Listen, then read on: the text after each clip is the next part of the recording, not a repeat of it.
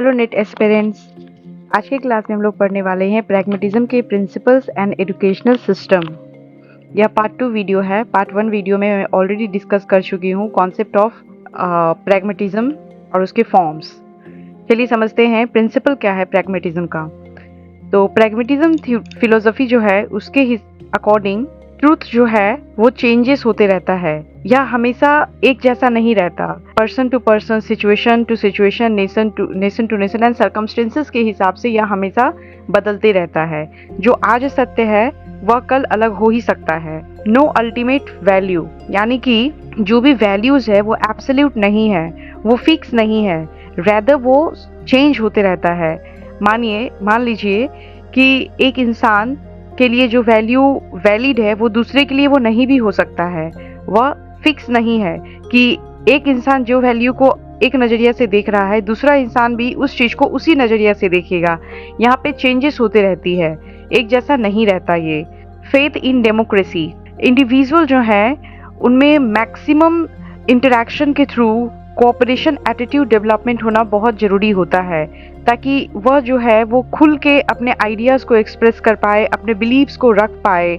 इसलिए democratic values का development होना बहुत ज़्यादा ज़रूरी है। फेथ इन फ्लेक्सिबिलिटी, वही चीज़ कि यह बहुत ही प्रोग्रेसिव एटीट्यूड को वैल्यू देते हैं, यानी कि जो भी आइडियाज़, नॉलेज या बिलीव या जो भी सर्कमस्टेंसेस हम आज फेस करते हैं वह परमानेंट नहीं है, वह समय के साथ चेंज होगा, वह टेम्पररी है, एक जैसा नहीं रहेगा।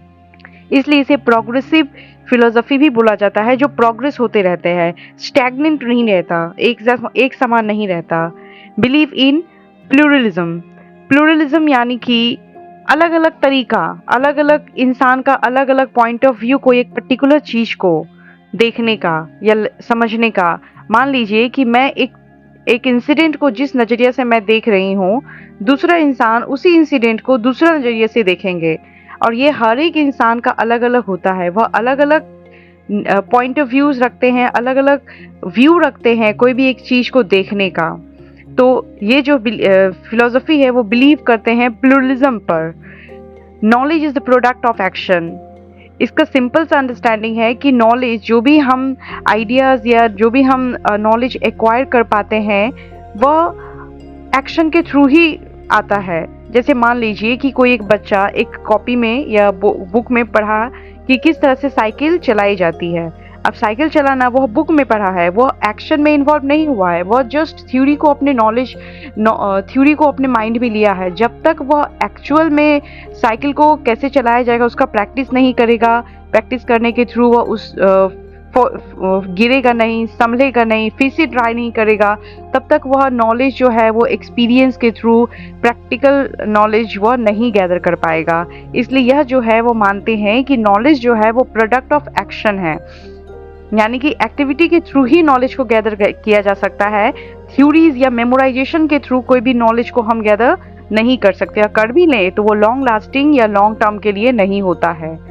यह टोटली रिजेक्ट करती है डॉगमेटिज्म, यूनिवर्सलाइजेशन, मोनोइज्म एंड डुअलिज्म कॉन्सेप्ट को। डॉगमेटिज्म यानी कि जो भी थ्योरीज है या ट्रूथ या वैल्यूज जो भी है वो अगर एग्जिस्ट करती है बिना एविडेंस के, जिसको हम लोग एक्सपेरिमेंट के थ्रू प्रूव नहीं कर सकते, वह नॉलेज को यह एक्सेप्ट नहीं करती है, टोटली रिजेक्ट करते हैं यह फिलोसफी, प्रैग्मेटिज्म फिलोसफी।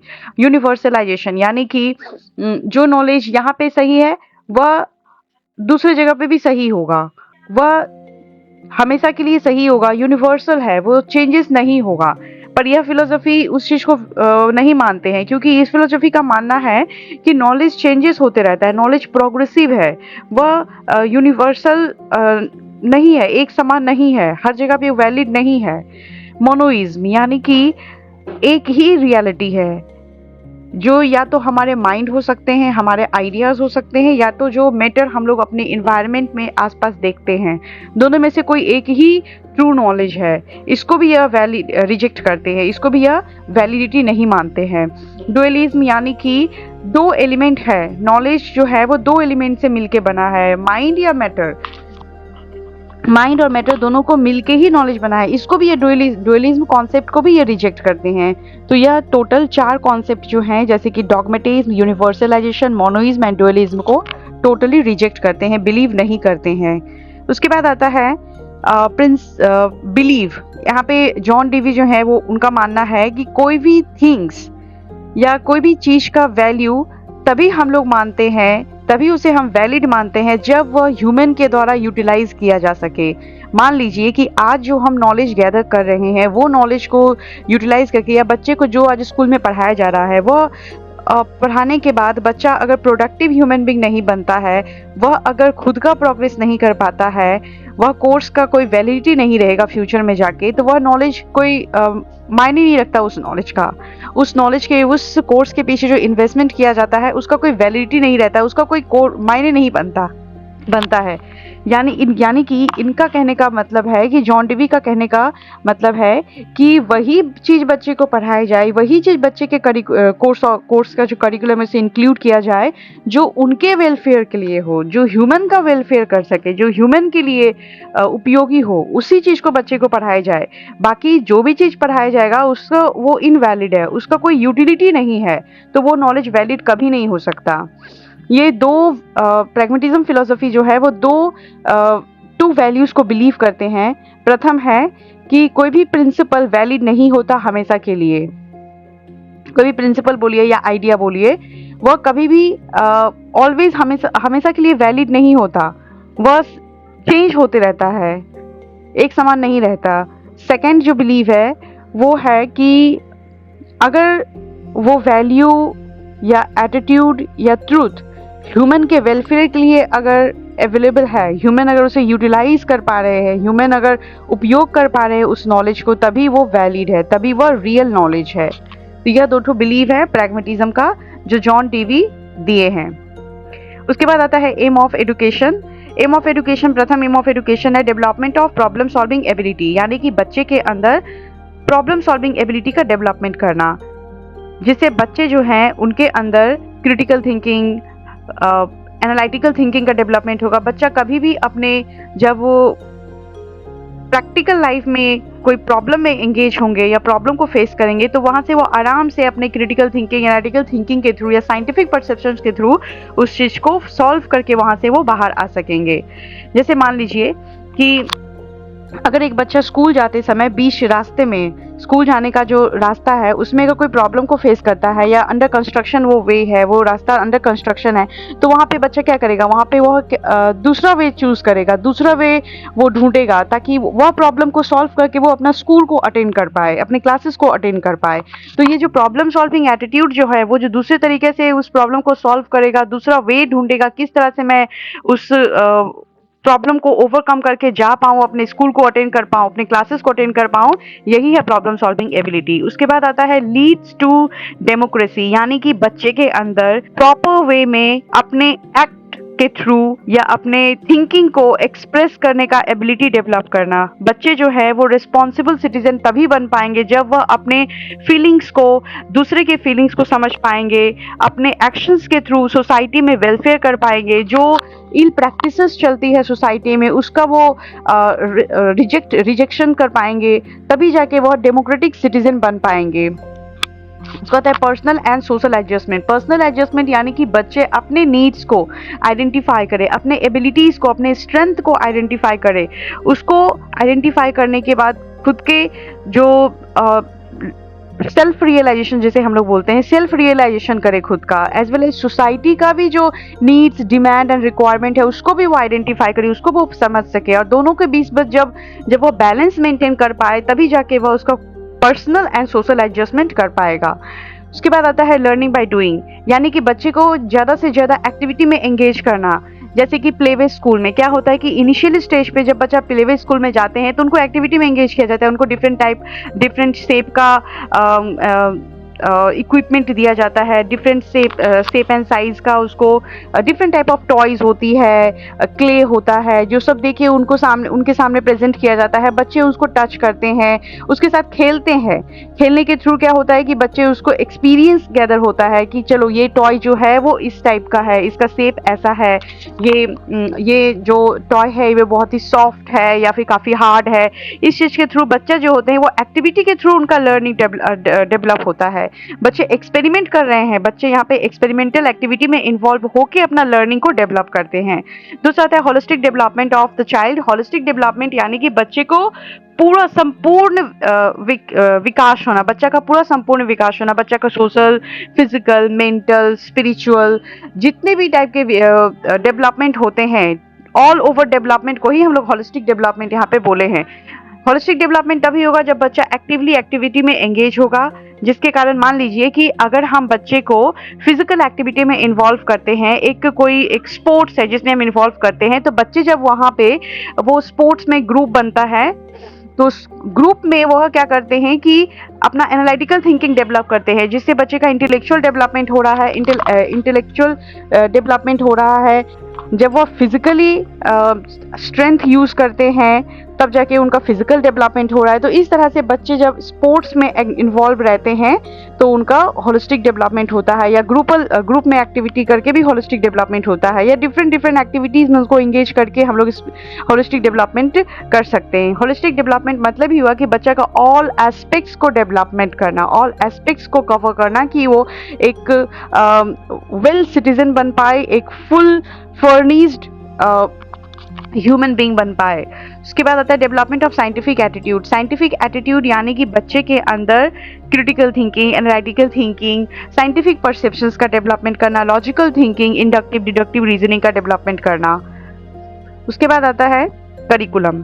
करिकुलम बोला है कि यूटिलिटी बेस्ड करिकुलम होना चाहिए, यानी कि बच्चे को वही सब्जेक्ट्स करिकुलम में इंक्लूड होना चाहिए जो बच्चे के लिए उपयोगी हो। बच्चा जैसे पढ़ के अपने लाइफ को अच्छे से लीड कर पाए, अपने लाइफ के प्रॉब्लम्स को डील कर पाए, उनके फ्यूचर लाइफ में इम्पोर्टेंस हो, फ्यूचर लाइफ का वो एक पार्ट बन पाए, तो वही सब सब्जेक्ट करिकुलम में इंक्लूड होना चाहिए।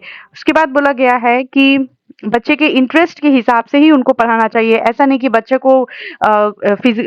को आपका फिजिकल एक्टिविटी यानी कि स्पोर्ट्स में या फिर फिजिकल एजुकेशन में डिफरेंट जो स्पोर्ट्स होते हैं, अदर टाइप के एक्टिविटीज में उनको इंटरेस्ट है और उसको कोई थ्योरी वाला कोई सब्जेक्ट देखिए उसको पढ़ाया जा रहा है, तो उसमें उसका इंटरेस्ट नहीं रहेगा, ना ही उसका इंटरेस्ट रहेगा, ना ही उसका वो अटेंशन दे पाएंगे, और ना ही उसका वो मार्क्स अच्छा होगा। वो उसका नॉलेज जो है एक बर्डन की तरह हो जाएगा, वो सब्जेक्ट उसके एक बर्डन हो जाएगा, बोझा की तरह हो जाएगा। इसलिए बच्चे को वही चीज में एंगेज करे जिसमें उसका इंटरेस्ट होता है, तो बच्चा एक्टिवली उस चीज को गेन कर पाते हैं, एक्टिवली इंटरेस्ट के साथ बच्चे उस नॉलेज को अडॉप्ट कर पाते हैं, ले पाते हैं।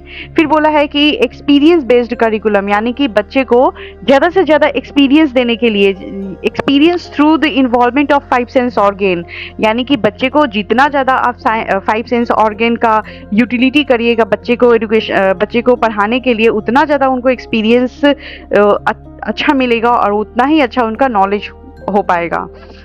बोला है लैंग्वेज बोला है पढ़ाने के लिए। प्रैग्मेटिज्म फिलोसफी जो है लैंग्वेज में एम्फसाइज किए हैं। लैंग्वेज यानी कि लैंग्वेज को पढ़ाने का जो वे दिया है यहाँ पे कि आइडियाज को एक्सप्रेस करना या डिस्कशन के थ्रू, सोशल इंटरेक्शंस के थ्रू हम लोग लैंग्वेज का डेवलपमेंट कर सकते हैं। फिर general science and environmental science का बात किया गया है, यानी कि बच्चे को एक्सपेरिमेंट के थ्रू, ऑब्जर्वेशंस के थ्रू, नेचर का ऑब्जर्वेशन हो जाए या नेचर के साथ इंटरेक्शन का बात बोला गया है, ताकि बच्चे के अंदर इन्वायरमेंटल साइंस जो क्या है, इन्वायरमेंट क्या है, उसका जो एस्थेटिक ब्यूटी है उसको वह समझ पाए, उसको वह गेन कर पाए। मैथमेटिक्स का बात किया गया है, प्रैक्टिकल एप्लीकेशंस, वैसे वही सब मैथमेटिक्स को यहाँ पे पढ़ाया जाए जो बच्चे को डे टू डे लाइफ में काम आ सके, जिसे पढ़ने के बाद सिंपल वे में कोई भी प्रॉब्लम्स को सॉल्व कर पाए। जैसे कि बजटिंग हो गया, फ्यूचर में जाके बजटिंग्स को प्रिपेयर करना, जैसे कि बजटिंग बहुत ही इंपॉर्टेंट होता है, बजटिंग्स का प्रिपेयर करना, मेजरमेंट हो गया, प्रॉब्लम सॉल्विंग हो गया, ये different types of mathematical calculations हो गया, ये सब बच्चे को पढ़ाना चाहिए। उसके बाद आया है सोशल स्टडी। सोशल स्टडी यानी कि science, geography, history, geography, civics, ये सब चीज़ को पढ़ाया जाए बच्चे को। उसके बाद है आर्ट एंड क्राफ्ट, जिसमें drawing, painting, music, creative activities का डेवलपमेंट हो रहा है, ताकि बच्चे के अंदर क्रिटिकल थिंकिंग का डेवलपमेंट हो पाए, बच्चे अपने आइडियाज़ को डिफरेंट वेज के थ्रू एक्सप्रेस कर पाए, डिफरेंट तरीके से अपने आइडियाज़ को ओपनली वे में प्रेजेंट कर पाए।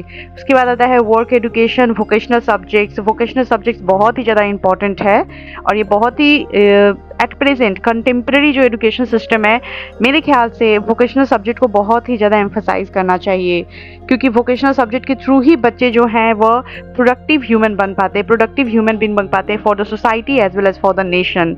उनका स्किल्स डेवलप हो पाता है। उसी प्रकार यहाँ पे भी लिखा गया है कि बच्चे को गार्डनिंग हो जाए, या carpentry, cooking, basic technical skills, mechanical skills हो गया, या फिर जो प्लम्बरिंग का काम होता है, वो सब चीज़ बच्चे को सिखाया जा सके। बच्चे को यानी कि उसके अंदर स्किल्स का डेवलपमेंट होना चाहिए, ताकि वो प्रोडक्टिव ह्यूमन बन पाए, ह्यूमन रिसोर्स बन पाए। उसके बाद आता है फिजिकल एजुकेशन का बात किया गया है, जैसे sports, games, exercise for the health and team work. जो एटीट्यूड होता है डेवलप करना, उस चीज़ का डेवलपमेंट के लिए भी फिजिकल एजुकेशन में sports, games and different type of activities को रखना चाहिए करिकुलम में।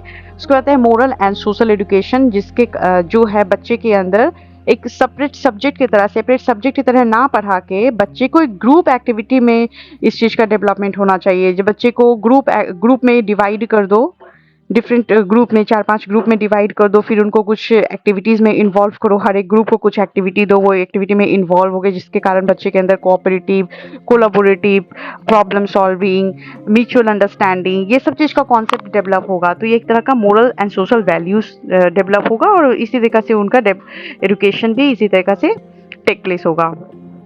उसके बाद है method of teaching. Pragmatism philosophy जो है वो उनका मानना है कि लर्निंग बाय डूइंग मेथड होना चाहिए टीचिंग का, यानी कि बच्चे को एक्टिवली इन्वॉल्व करिए एक्टिविटी में, फिर बच्चा वो एक्टिविटी के थ्रू ही वो सीखेंगे। एक्टिविटी में जो एक्टिविटी करेंगे उनसे जो कॉन्सिक्वेंस आएगा, वो कॉन्सिक्वेंस से ही उनका लर्निंग टेक प्लेस होगा। प्रोजेक्ट मेथड यानी कि एक क्लास में जितने भी बच्चे हैं सबको 2 या 3 ग्रुप्स में डिवाइड कर दीजिए, हर एक ग्रुप को, पर्टिकुलर ग्रुप्स को कोई टॉपिक दे दीजिए। टॉपिक देने के बाद बच्चे जो हैं उस टॉपिक्स के ऊपर सर्च करते हैं, डिस्कस करते हैं टॉपिक्स को लेके, फिर कोलाबोरेटिव डिस्कशन के थ्रू अपने जो प्रॉब्लम्स होता है, जो टॉपिक का प्रॉब्लम्स होता है, उसको सॉल्व करते हैं, और एक रिजल्ट के साथ, म्यूचुअल अंडरस्टैंडिंग के साथ एक रिजल्ट्स को वो लाते हैं। तो ये प्रोजेक्ट मेथड भी बहुत अच्छा है, जिसमें बच्चे एक्टिवली इन्वॉल्व हो पाते हैं। टीचर का रोल यहाँ पे पैसे भी रखा गया है, रहता है। एक्सपेरिमेंटल मेथड बोले हैं, जहाँ पे बच्चे को एक्सपेरिमेंट करने के लिए इंकरेज किया जाता है, कि बच्चे को जितना ज़्यादा हो सके उतना एक्सपेरिमेंट में इन्वॉल्व किया जा सके।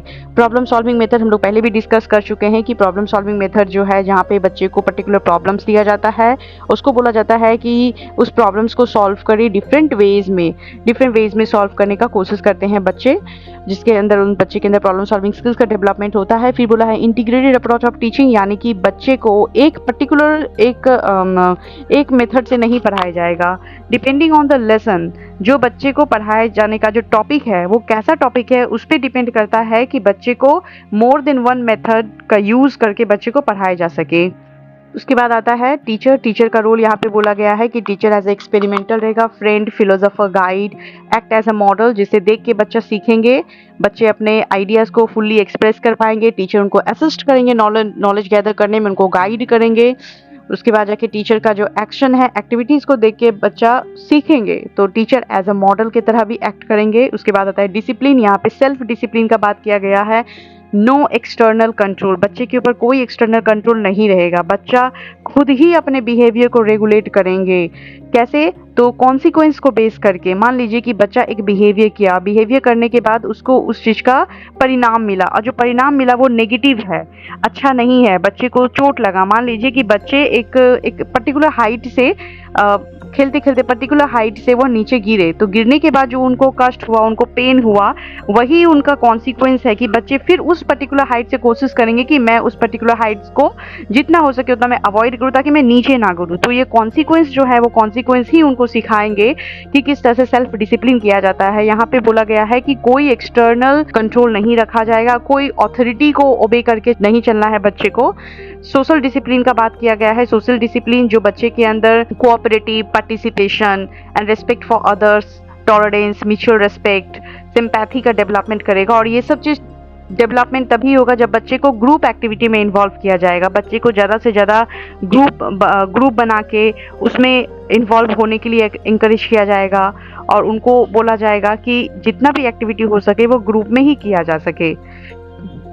उसके बाद आता है फ्रीडम फ्रॉम रिस्पॉन्सिबिलिटी, यानी कि बच्चे के ऊपर कोई रिस्पॉन्सिबिलिटी नहीं दिया जाएगा। यह बोला है बच्चे को पूरा फ्रीडम देने के लिए, फुल फ्रीडम देने के लिए। बच्चा फुल फ्रीडम में ही जो भी एक्शन करेंगे उसका जो रिजल्ट होगा उसके कॉन्सिक्वेंस को ही बेस करके वह सीखेंगे। देखिए, प्रैग्मेटिज्म फिलोसफी के हिसाब से डिसिप्लिन जो होना चाहिए वह ऐसा होना चाहिए कि बच्चे को एक्सपीरियंस के थ्रू, सोशल इंटरेक्शंस के थ्रू उनमें डेवलपमेंट, डिसिप्लिन का डेवलपमेंट हो।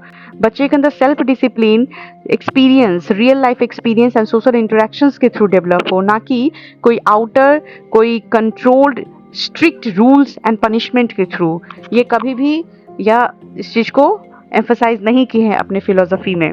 दूसरा आता है स्टूडेंट्स जो है उनको फुल फ्रीडम रहेगा कि वो अपने सब्जेक्ट्स को खुद चूज करे according to their interest and need and demand.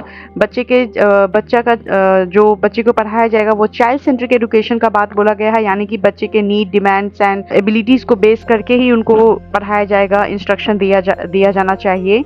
School को बोला है school as a miniature society. ये जो कॉन्सेप्ट है school as a miniature society John Dewey के द्वारा दिया गया है, इसका बहुत अच्छा मीनिंग है कि स्कूल जो है वह एक मिनिएचर, एक छोटा सा सोसाइटी की तरह है। जैसे कि सोसाइटी में different caste, creed, religious background, disabilities के लोग रहते हैं एक साथ मिलके, ठीक उसी तरीके स्कूल भी एक ऐसा इंस्टीट्यूशन है या ऐसा प्लेस है जहाँ पे डिफरेंट बैकग्राउंड के बच्चे आते हैं, different caste, creed, religious, age, abilities के बच्चे आते हैं, एक साथ एक ही छत के नीचे बैठ के पढ़ते हैं, जिसके कारण बच्चे के अंदर एक म्यूचुअल अंडरस्टैंडिंग डेवलप होता है, एक दूसरे के प्रॉब्लम्स को समझ पाते हैं, एक दूसरे को एबिलिटीज़ को समझ पाते हैं। बच्चे के अंदर एक अच्छा बॉन्ड डेवलप होता है। जिस तरह की सोसाइटी में ब्रदरहुडनेस का डेवलपमेंट होता है जब इंटरेक्शन टेक प्लेस होता है डिफरेंट रिलीजियस पीपल के बीच में, डिफरेंट कास्ट के लोग होते हैं उनके बीच में, ठीक उसी तरीके से स्कूल में भी इस चीज़ का डेवलपमेंट होता है। इसलिए स्कूल को एज ए मिनिएचर सोसाइटी बोला गया है, इसे जॉन डेवी बोलते हैं। यहाँ पे बोला गया है कि बच्चा जो है वो प्रैक्टिकल लाइफ के थ्रू ही सीखेगा और बच्चे को प्रैक्टिकल लाइफ में किस तरह से वो प्रॉब्लम्स को डील करेंगे उसके लिए उसको प्रिपेयर करना बहुत ज़रूरी है, ना कि जस्ट एग्ज़ाम के लिए। एग्ज़ाम क्या है? एग्ज़ाम जस्ट असेसमेंट है। जो सीखा है उसका, जो नॉलेज वो सीखा है उसका जस्ट चेक करना, वो चेक करने के ऊपर ही उसको मार्क्स असाइन किया जाता है, जिसका उतना इंपॉर्टेंस नहीं है। बच्चे जो नॉलेज सीखे हैं वो नॉलेज को कितना प्रैक्टिकल लाइफ में यूटिलाइज कर पाते हैं ये ज़्यादा इंपॉर्टेंट रखा जाता है। उसके बाद बोला गया है कि जो सोसाइटी जो है वो स्मॉल फॉर्म ऑफ स्कूल जो है स्मॉल फॉर्म ऑफ सोसाइटी है, that we already discuss here. उसके बाद बोला है कि बच्चे के अंदर collaborative, cooperative, democratic, social responsibilities का डेवलपमेंट होगा। ये सब तभी होगा जब बच्चे स्कूल में अदर जो बैकग्राउंड के बच्चे हैं उनके साथ इंटरेक्शन टेक प्लेस होगा, तभी जाके ये सब चीज़ का, ये जो वैल्यूज़ है, जो मोस्ट इंपॉर्टेंट वैल्यूज़ है, कोऑपरेशन, डेमोक्रेटिक, सोशल रिस्पॉन्सिबिलिटीज़ का, पंक्चुअलिटीज़ का डेवलपमेंट और ब्रदरहुड का डेवलपमेंट होना। उसके बाद बोला गया है कि बच्चे को प्रैक्टिकल एक्टिविटी में इन्वॉल्व करना रैदर देन रोट मेमोराइजेशन, क्योंकि रोट मेमोराइजेशन का जो नॉलेज होता है, जो बच्चे रट्टूमल तोता की तरह पढ़ के रट के एक्वायर करते हैं, वो नॉलेज ज़्यादा दिन तक नहीं रहता है। रैदर अगर बच्चे प्रैक्टिकल एक्टिविटी में एंगेज होते हैं जहाँ पे बच्चे एक्सपीरियंस गैदर करते हैं through the involvement of their sense organ, वो ज़्यादा प्रैक्टिकल होते हैं और ज़्यादा यूटिलाइज किए जाते हैं बच्चे की तरह, लॉन्ग टर्म पर वह नॉलेज रह जाता है। यहाँ पे बोला गया है कि जो स्कूल का इन्वायरमेंट भी होगा वो काफ़ी डेमोक्रेटिक इन्वायरमेंट होना चाहिए, जहाँ पे बच्चे खुल के अपने आइडियाज़ को, अपने डिसीजंस को ले पाए, अपने आइडियाज़ को एक्सप्रेस कर पाए, फ्रीली पार्टिसिपेट कर पाए, तो एंड इक्वलिटी प्रमोट कर पाए, इंक्लूसिव कॉन्सेप्ट उनके अंदर डेवलप कर पाए, किस तरह से एक साथ मिलजुल के रहा जाता है, किस तरह से दूसरे के प्रॉब्लम्स को समझना होता है, उनके प्रॉब्लम्स को अपना समझ के उसको सॉल्व करना होता है। बच्चे के अंदर फ्रीडम का डेवलपमेंट होना चाहिए, स्वतंत्रता का भाव होना चाहिए, स्कूल का इन्वायरमेंट काफ़ी डेमोक्रेटिक होना चाहिए। तो आज की क्लास में इतना ही, नेक्स्ट क्लास में मिलते हैं।